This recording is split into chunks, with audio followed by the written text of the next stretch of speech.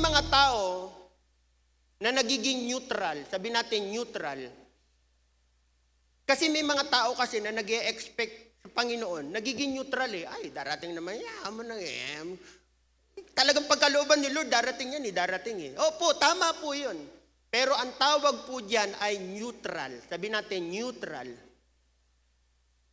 Sa Lipa City, kapag ako po nagtuturo, lagi ko po sinasabi sa kanila, itong tatandaan ninyo, kapag may lingkod ng Diyos na nasa unahan, na nagtuturo at nagdi-declare ng mabubuti at magagandang bagay, have a right expectation according to your faith, hugot lang ng hugot. Bakit? Kasi salita ng Diyos yan na itinatanim sa iyo na kapag kinukuha mo, itinatanim mo sa sarili mo, naniniwala ko, tutubo yan sa tamang panahon. Amen? Kaya nung nangarap ako magkakotse, crosswind. Ganun ako ng ganun. Tinitestify ko pa crosswind. Pambira, hindi pala crosswind. Sabi ni Bishop, hindi crosswind ang ibibigay ni Lord sa iyo kasi luma na yan para sa iyo. Gusto ng Lord yung mga latest model. Wow, praise God. Tuwan-tuwa naman po ako kasi the declaration of faith, nangyayari pala yun. Kaya neutral, kapag neutral ka, ibig sabihin, mahina ang faith mo. Sabi mo sa iyong katabi, brother, sister, huwag kang maging neutral. Amen? Yes, I believe that you have faith, pero kapag ang expectation mo, naging neutral ka lang, meaning walang laman ang iniisip mo. Dapat, you're aggressively expecting something good to happen. Kahit bad pa yan, good pa rin yan dahil kayang gawan ng resolution yan ng Panginoon para sa iyo. Amen? Kahit iniisip mo na wala ng pag-asa ang isang bagay na yan, naniniwala ko, kayang gamutin ng Diyos para sa iyo yan. Pastor, tanda na po ako hanggang ngayon, single pa ho ako baka hindi na ako makapag-asawa Expect that you will be at the right time, at the right place, and expect God that He will allow you to meet through divine connection a person whom you will marry. Alam nyo, may mga iba nagsasabi, wala nang pag-asa, hindi bibigay ni Lord. Sasabihin ko sa inyo, kung ikaw ay old, baka nga ngayon pa lang nahihinog ang lifetime partner mo.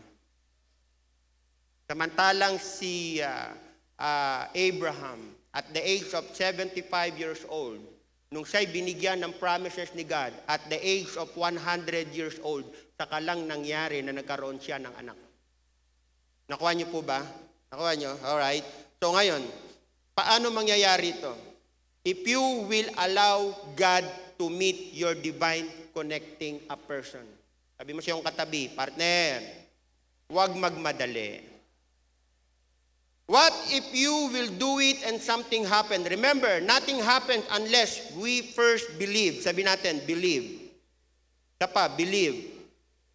Ngayon, kung titingnan po natin, sasabihin nyo, Pastor, una-una lang yan. Sasabihin ko sa inyo, kapatid, una-una nga lang, pero hindi ka naman umuuna, kaya huli ka pa rin.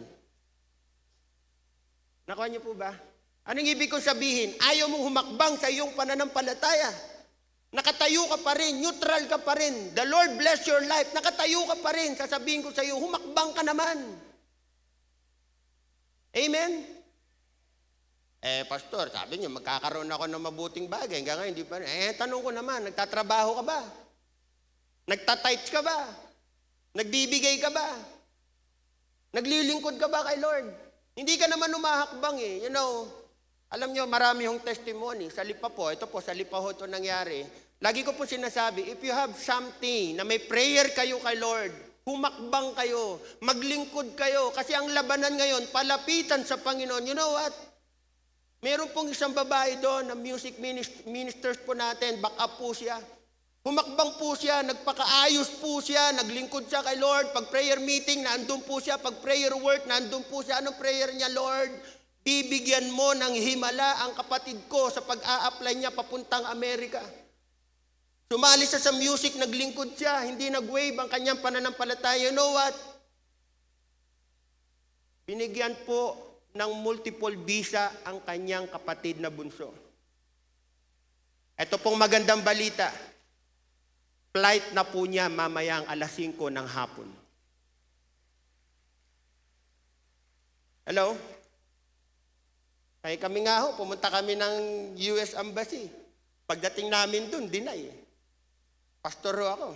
Anong ibig sabihin nun? Nag-expect ako talaga, ibibigay ni Lord. Pero alam po ninyo, kapag may expectation ka, naniniwala ko, huwag kang titigil, ibibigay ni Lord sa iyo yan.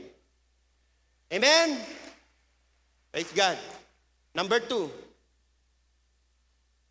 don't expect worse things in your life. Sabi po rito ng Psalm 112 verse 7, He will have no fear of bad news. His heart is steadfast, trusting in the Lord. Ulitin ko. He will have no fear of bad news. Sabi natin, no fear. Sapa, no fear. Kapag daw wala kang takot sa mga bad news sa puso mo, sabi rito, steadfast trusting in the Lord. Anong mangyayari dito? Kapag meron kang pinangahawakan at naniniwala ka ng salita ng Diyos ay makapangyarihan sa iyo, hindi pwedeng mangyari sa iyo yung mga negative things. Di ba? Nakuha niyo po ba ako? Alright? Sabi po rito, ng isang example po, halimbawa po, may mga bagay na sumasakit sa ating katawan. Sabi nung iba, naku, cancer na yata ito. Nagkatanggalan sa trabaho, naku, may na-lay off, baka ako nakasunod. Nawala yung pera mo, naku, baka ninakaw ng anak ko. Oh, in Jesus' name. Na-late yung asawa mo, naku, baka nanlalaki na yung asawa ko. Don't fear of bad news. Kahit pa may bad news, calamities, failures, God is still in control. God is still in His throne. He will back you up. Sabi po ni David, sabi po niya, what would become of me that I have not believed that I will see good things from God? Ano ba yung mga bagay sa akin na hindi ko pwedeng paniwalaan kung makikita ko naman yung mabubuting bagay na ginawa ng Diyos sa buhay ko? Tingnan nyo nga katabi ninyo. Sige po, tingnan po ninyo katabi nyo. Mabuti ba ang Diyos diyan? Mabuti ba ang Diyos diyan? Kung mabuti ang Diyos sa Kanya, mas mabuti ang Diyos sa buhay mo. Hallelujah. Palakpakan natin si Lord. A testimony of a woman, isang araw po na meron po nagpa-pray sa akin. Sabi niya, a problem of a woman in America. Nag-asawa po siya ng isa pong Black American po siya. The problem behind, nagkaroon po sila ng problem sa kanilang relationship. Nung nagkaroon po ng problem sa relationship, nagkakortehan po sila. Tapos itong lalaking ito, ibinabato doon sa isang babae ng kanyang pananampalataya ay hindi ayos. Nagpa-practice daw siya ng curse. So nagulat yung babae, akala niya okay yung kanyang asawa sa kanyang believing faith. Nagkakortehan po sila. Sakto, nagkaroon kami ng pag-uusap. Sakto naman ho yung ibinigay ng Lord sa akin na word, yung from Ezekiel, believing that these dry bones magkakaroon ng buhay, mabubuhay, magiging tao.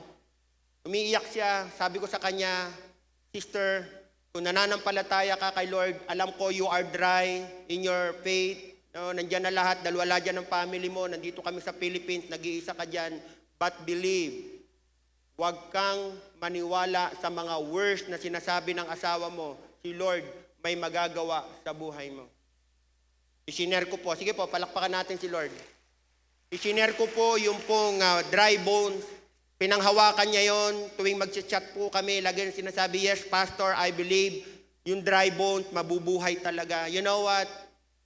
Last week, nagka-chat po uli kami, nag-testify sa akin, sabi niya, truly, Rev, buhay talaga si Lord, yung dry bones na buhay na. Sabi ko, what happened? You know, the court now is ordering yung anak ko sa akin na mapupunta. Naniwala yung korte na hindi ako luko-luko sa aking pananampalataya. Naniwala yung korte na ako'y maayos. Naniwala yung korte na tamang aking pananampalataya. Thank you, Reb. Sabi niya, hindi po ako mapapauwi ng Pilipinas. Ngayon po, may trabaho na po ako and I am now stable here in America. Amen? Napakalayong distansya, pero bakit itinuturo ng Diyos ito? Kasi dapat tama po yung expectation natin. Amen ba? Hindi lang yung lagi ka lang nakikinig ng salita ng Diyos. Maganda pakinggan. Hindi po yun eh. Ang kukunin mo kapag nakikinig ka ng salita ng Diyos, yung mabuting bagay na ibubulsa mo sa iyong buhay at ito'y dadalhin mo habang ikay lumalakad sa iyong pananampalataya. Wala hong Krisyanong mahusay. Hello? Walang Krisyanong magaling. All of us nabubuhay sa biyaya. Naniniwala ba kayo doon? At dahil sa biyaya ng Diyos, tandaan mo kapatid, anumang galing at talino mo, kung may pangako ang Diyos, dapat mo itong hawakan at baunin mo ito at sa iyong paglakad, mangyayari ang mga bagay na dapat gawin ng Diyos sa buhay mo. Believe in God. Amen? Amen o ba? Kaya yung mga lalaking bulag sa aklat ng binasa natin sa Matthew, alam mo, talagang pinag-pray sila ni Lord, ay grabe, lahat po sila gumaling. Kung kayo po nasa sitwasyon nila, pinanganakan ng bulag, sasabihin mo siguro, naku, wala nang mangyayari. Pero dahil sa right expectation ng tinanong sila ni Lord, naniniwala ka ba, gagaling ka? Naniniwala ka ba na makakita ka? Naniniwala ka ba na makakalaya ka? Sabi ho nila, opo. Naniniwala ba kayo ng babaeng ito hindi patay, ito'y natutulog lang? Opo. Wow, grabe. Nung sinabi po nila yon, right away, itong mga taong ito nakatanggap ng biyaya sa ating Panginoon Diyos. At hindi malayo, mangyayari ito ngayon sa iyong buhay. Hallelujah!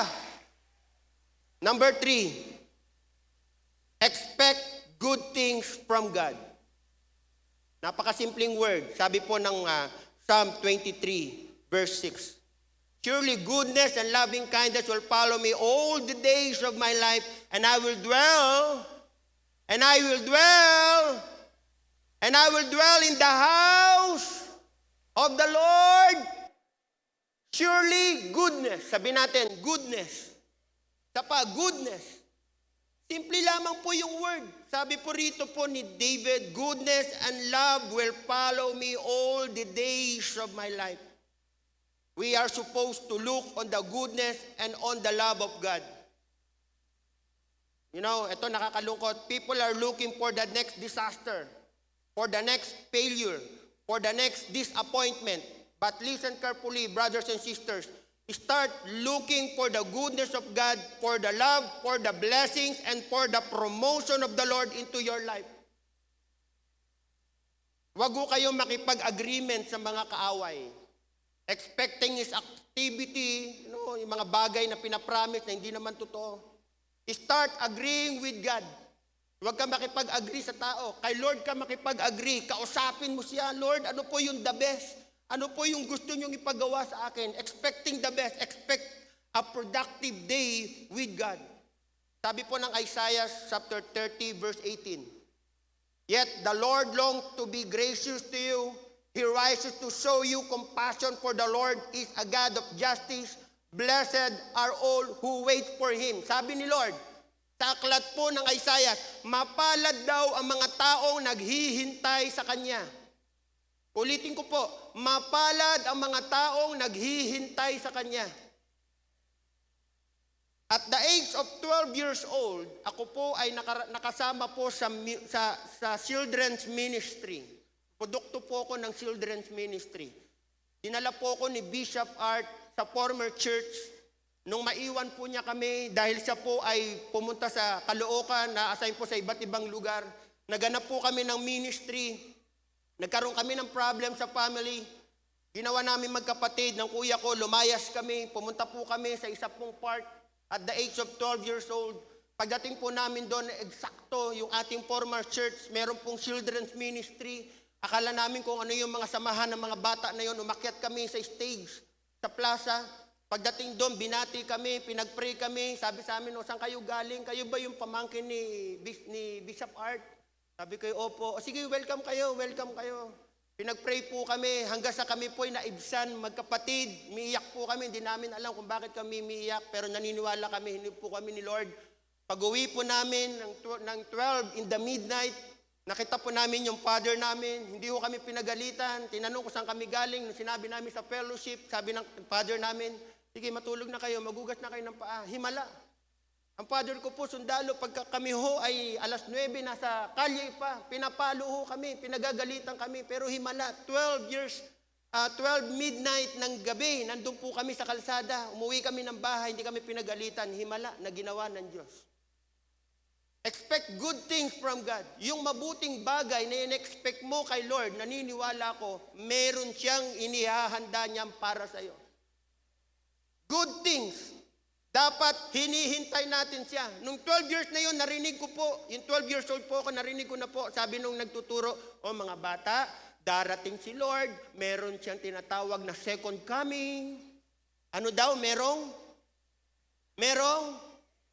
Sino sa inyo na born again siya, tinanggap na si Lord, narinig niya yung word na second coming? Yung totoo lang, bakit konti lang dito yung nakarinig na second coming? Pag-usapan kaya natin yun. Sino nakarinig na ng second coming? Anong year natin narinig yon? Almost 10 years, almost 15 years na, may 20 years, yung iba, nung isang araw lang.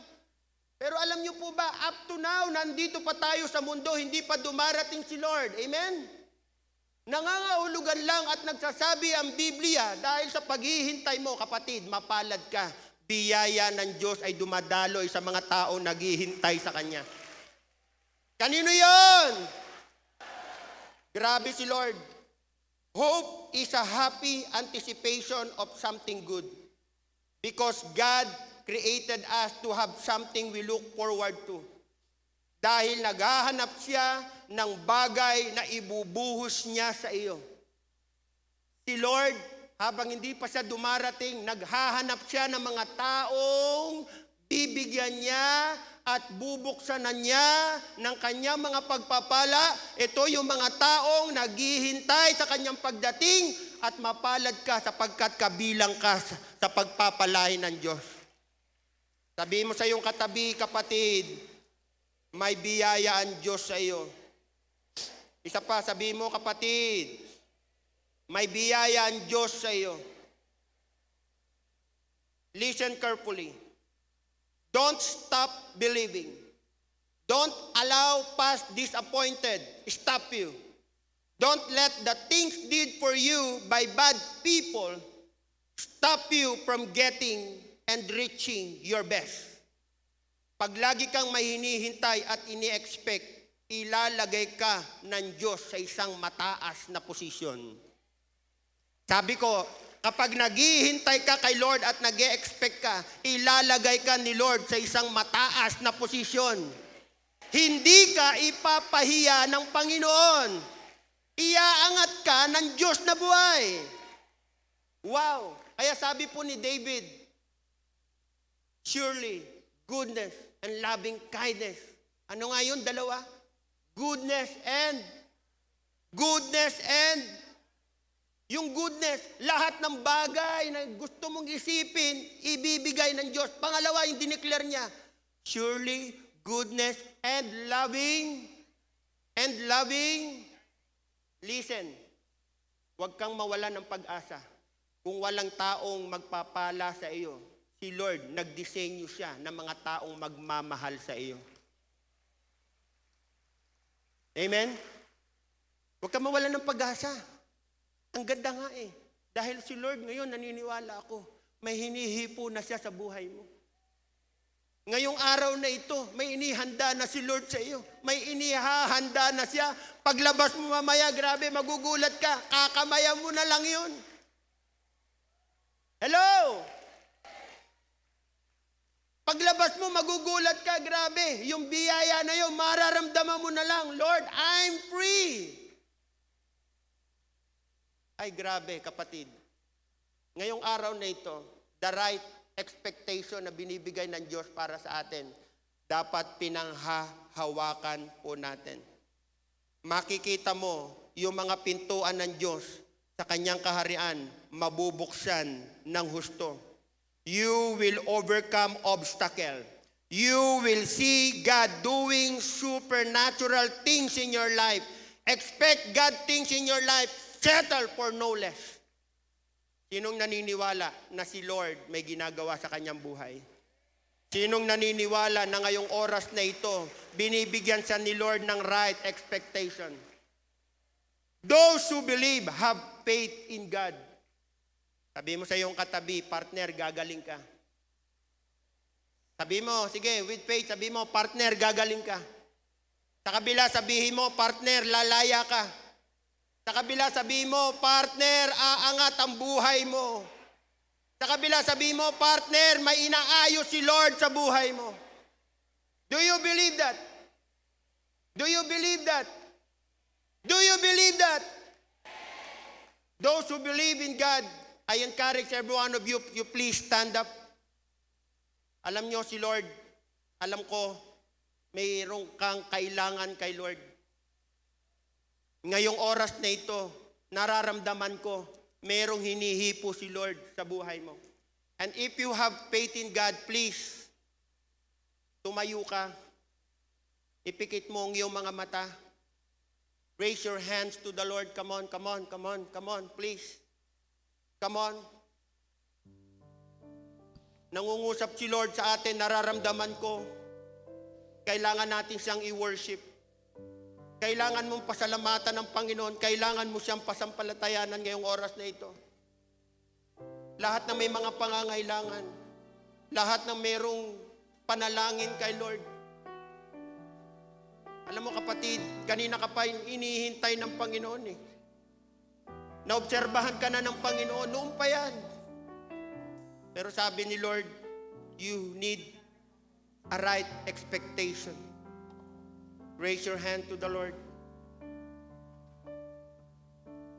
Jesus, you are the Son of God. You came down to save our lives. Your blood was shed to wash my sins away. You gave us love to give you glory. Jesus, you are the Son of God. Come on. You came down to save our lives. Your blood was shed to wash my sins away. You gave us love to give you glory. Just believe. Jesus, I worship at your feet. Jesus, I bow down on my knees. Jesus, I love to worship you. Jesus, you're my King.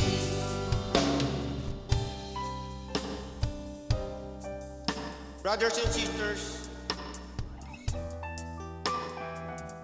yung isang babaeng dinudugo, almost 12 years siyang nahirapan. Sabi niya, wala na akong pag-asa. Nagpatingin na ako sa mga doktor, hindi ako napagaling. Lahat na yung mga tao nilapitan ko, hindi ako gumagaling. Pero sabi niya, ito na yung huling pagkakataon ko. Nabalitaan po si Jesus, dadaan sa harapan. Sabi po nung babae, maipo ko lamang yung laylayan ng damit ni Jesus, gagaling ako. Ang daming obstacle sa kanyang buhay. Almost 12 years. Yung mga tao, pinalalayo siya kasi hindi siya karapat-dapat. Kasi makasalanan siya. May sakit siya. Pero alam niyo ginawa ng babae? Any obstacle in her life, nakipagsiksikan siya. Pinilit niya yung kanyang sarili, inilapit niya sa Panginoon. Eksakto, very timely, pagdaan ng Panginoon sa kanyang harapan, hinipo niya yung laylayan ng damit ni Jesus. Nung mahipo niya yung laylayan ng damit ni Jesus, wow! Sabi ni Jesus, sino yung umipo sa akin? Sabi ng disciple, Lord, alaming mga tao dito umihipo sa iyo. Tapos sasabihin mo kung sino yung umipo sa iyo. Sabi ni Lord, may kakaibang kapangyarihang lumabas sa akin. Sabi ni Jesus. Sabi ng babae, Panginoon, ako po yun. Ako po yung umipo sa inyo, Panginoon. Ako po yung umipo sa inyo. Sabi ng Lord sa kanya, ngayon din pinagaling ka na sa iyong pananampalataya. Tonight, today, the Lord bless your life. If you have faith in God, si Lord dumadaan sa ating kalagitnaan. Kung aabutin mo ang laylayan ng kanyang damit, kapatid, ngayon din gagaling ka. Lalaya ka sa finances mo. Lalaya ka sa lahat ng iyong pangangailangan. There will be miracle to your family. There will be miracle to your life. Have faith in God. Raise your hand to the Lord. Come on, let's sing this song to the Lord. Hallelujah. Jesus, I worship at your feet. Jesus, I bow down on my knees. Jesus, I love to worship you. Jesus, you're my King. Those who have faith in God, I encourage you to come forward. Lahat ng gustong umipo ng laylayan ni Jesus, habang tayo yung maawit, I encourage you to come forward and then the Lord will bless your life. Let's sing this song to the Lord and declare this word, Jesus. Jesus. Come on, raise your hand to the Lord.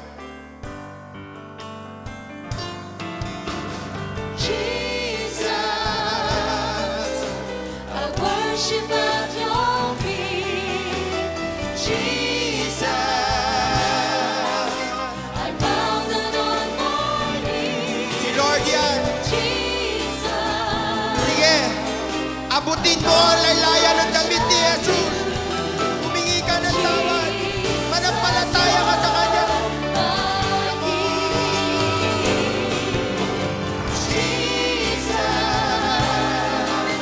I worship at your feet. Jesus, I bow down on my knees. Jesus, I love to worship you. Jesus, you're my King.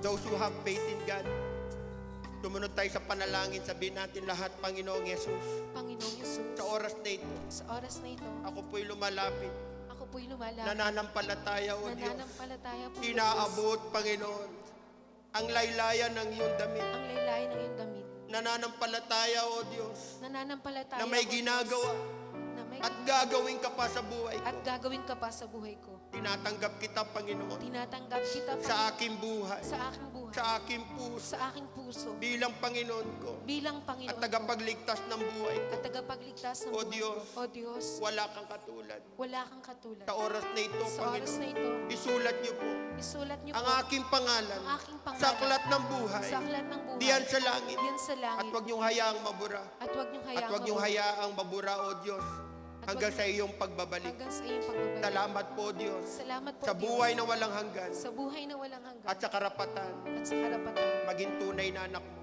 maging tunay na anak Sa pangalan ni Jesus. sa pangalan ni Jesus. Raise your hand to the Lord and encourage every pastor, please. Will you please, kung maaabot ng inyong mga kamay, will you lay your hand to these people? And then the Lord will bless them. Once again, let's sing this song to the Lord. Jesus. Jesus. Come on, everyone. Pastors. At your